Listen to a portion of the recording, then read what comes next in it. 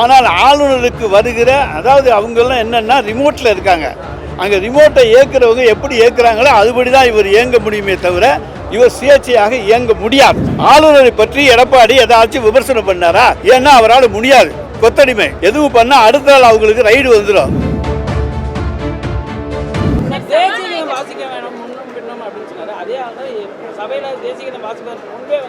அதுதான், அதாவது தேசிய கீதத்தை வாசிக்க வேண்டும் அப்படி என்று சொல்லுகிற ஆளுநர் நம்முடைய சட்டப்பேரவைத் தலைவர் உரையை முழுவதும் படிக்கின்ற வரை அங்கேயே பொறுமையோடு இருந்தவர். இன்னும் ஒரு 2 நிமிஷம் இருந்திருக்கலாம். அவர் சொல்கிறது இவருக்கு என்னன்னு தெரியாது. அவர் தமிழில் தான் பேசினார். ஆனால் திடீர்னு அவர் பேச ஆரம்பித்த உடனே வேறு எதையோ பேசுகிறார் என்று அவர் எழுந்து வேகமாக சென்று விட்டார். 2 நிமிடம் பொறுத்திருந்து தேசிய கீதத்தையும் மதித்து நின்று அதற்கு பிறகு உரிய மரியாதையோடு அவர் சென்றிருக்க வேண்டும். ஆனால் அவர் மரியாதையை அவரே இழக்கிறார், அவரே தவற விடுகிறார்.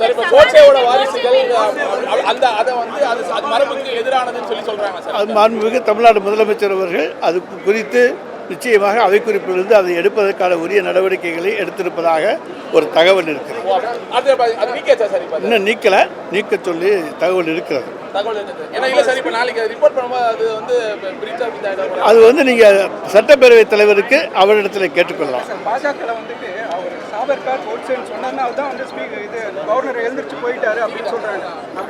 ஏங்க சாவர்கர் கோட்ஸே என்ன இன்னைக்கு நீங்க என்ன பார்த்துக்கிட்டே இருக்கீங்க? அவங்களுக்கெல்லாம் தானே விழா கொண்டாடிக்கிட்டு இருக்கோம். மற்ற ஒன்றிய அரசு அதை வந்து அங்கே சொல்கிற போது அவர் சொல்லியிருக்காரு. அது சபாநாயகருடைய கருத்து, அதை சொல்லியிருக்கிறாரே தவிர அது வேற ஒன்றும் கிடையாது.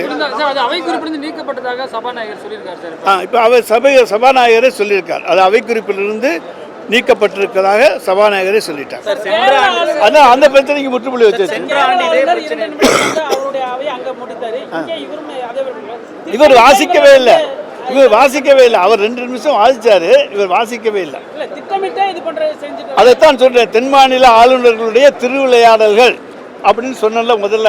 அதுதான் அதாவது ஒன்றிய அரசுக்கு எதிரான அரசுகள் ஆட்சி புரிகின்ற மாநிலங்கள் அவை இந்த மாதிரி ஆளுநர்களாலே குறிவைத்து இன்றைக்கு அசிங்கப்படுத்தப்படுகிற சூழ்நிலையை உருவாக்கினாலும் மக்கள் எங்களை அசிங்கப்பட விடமாட்டார்கள்.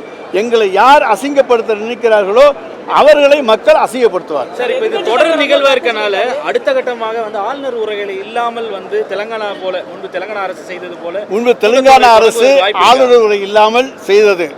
ஆனால் மாண்புமிகு தமிழ்நாடு முதலமைச்சர் அவர்கள் நாம் ஆளுநருக்கு மரியாதை கொடுத்து அந்த உரையோடு துவங்க வேண்டும், ஜனநாயகத்தில் நான் நம்பிக்கை உள்ளவர்கள், எனவே அதை துவங்க வேண்டும் என்று நம்முடைய முதலமைச்சர் சொன்னதன் அடிப்படையிலே தான் ஆளுநர் உரையோடு துவங்கப்பட்டது.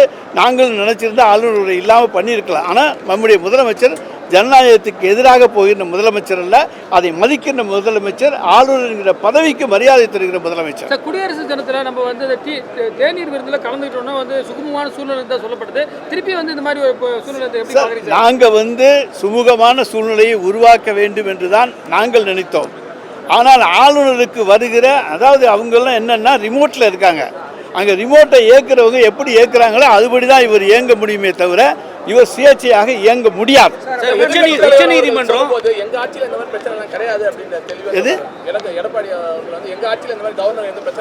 அவங்க ஆட்சியில் 108 தரம் புரட்சி தலைவி அம்மா அது இது எல்லாமே வாதிச்சாங்கல்ல, அதையெல்லாம் ஆளுநர் வாதிச்சார். ஆனால் இந்த ஆளுநர் உரையை படித்து பாருங்கள், இந்த அரசாங்கம் என்று தான் இருக்கும். 2-3 இடங்களில் மட்டும்தான் மாண்புமிகு முதலமைச்சருடைய பெயரே இருக்கும்.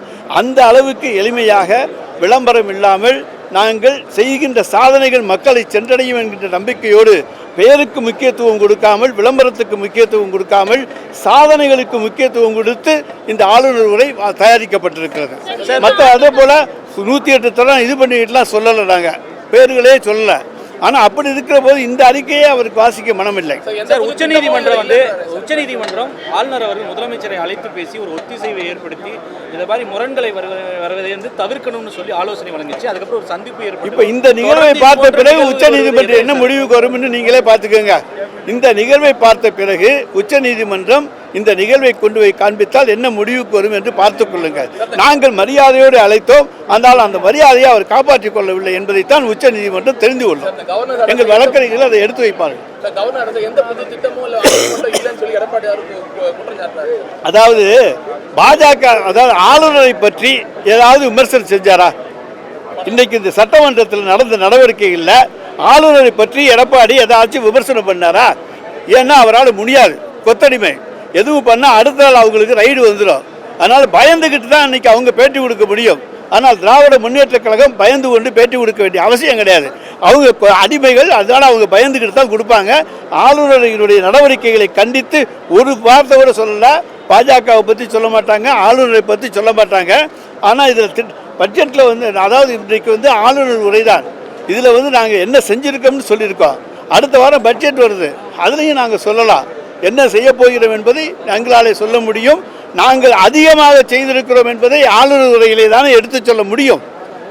சார், விதி 17 தளர்த்துகிற தீர்மானம் கொண்டு வந்த போது கூட வந்து எதிர்கட்சியான அதிமுக இந்த முறை புறக்கணிச்சோ வெளிநடப்பு செய்யல, ஏதோ ஒரு மாற்றம் வந்திருக்கா சென்ற முறையோட ஒப்பிடும் பொழுது அதிமுகவுடைய செயல்பாடுல? அவங்க அதை வந்து அதை புரிஞ்சுக்கிட்டு வர்றதுக்குள்ள விதி 17 திருத்தம் முடிந்து விட்டது, அதனால ஏற்றுக்கொண்டு விட்டாங்க. அது வந்து உச்ச நீதிமன்றத்தில் வழக்கு இருக்குது. அவங்க எல்லாருக்கும் சொல்கிறாங்க நீங்கள் வந்து சமரசமாக போகணும்னு சொல்லி. மாண்பு முதலமைச்சர் அவர்களும் அதுக்கு தயாராகத்தான் இருந்தார். போனார், பார்த்தாரு, பேசினார். நாங்களும் கூட போனோம். சுகமான உறவு வரும்னு எதிர்பார்த்தோம். ஆனால் இன்றைக்கி பார்த்தா திருப்பி என்ன ஆச்சுன்னு பார்த்துக்கோங்க. மற்ற ஸ்டேட்ல இப்படி தான் நடக்குதா சார்? மற்ற பிஜேபி ஆளுநர் ஸ்டேட்ல பிஜேபி ஆளுநர் ஸ்டேட்டில் பூரா கவர்னருக்கு என்ன இருக்குது? ஒன்றுமே கிடையாது. கவர்னருங்கிற ஆள் இருக்காராங்கிறதே அங்கே போய் கேட்டால் தான் தெரியும். உள்ள உண்மைக்கு புறம்பான ஒரு விஷயத்தை பேசுறாரு.